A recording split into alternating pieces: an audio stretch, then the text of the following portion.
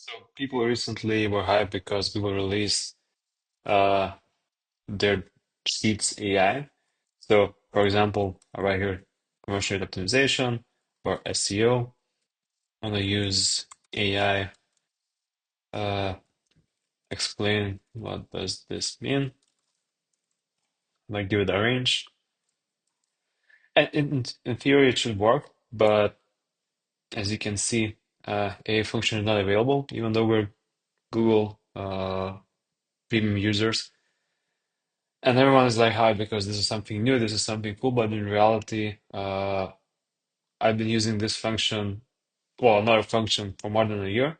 So when ChatGPT came, you were able to use scripts or extensions that allow to basically do what Google just released right now.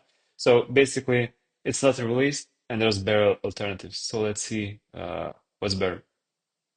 So in this case, I've got an extension which is GPT for Sheets. I enabled it. I added my OpenAI API, and basically what it does, I can now use the same prompts, and it explains what it is instantly. So basically, I'm doing what Google just kind of released, but not really. So here's the prompt. GPT prompt, explain what it is in 50 characters. So as you can see, it's working. And we've been using this for more than a year. So there's no big hype. This just makes you see how slowly Google is moving. It's good that they're moving, but a year has passed or even more.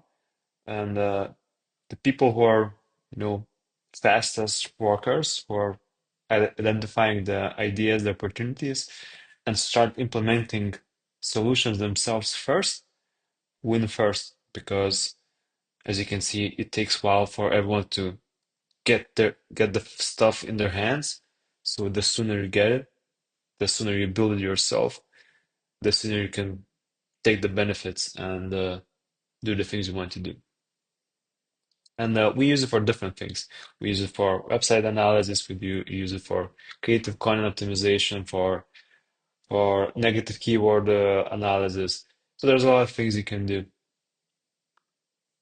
here as an example. So we have the prompt, the company name, the things they're doing. This is all in Lithuanian, and basically it comes back with us with an ad copy.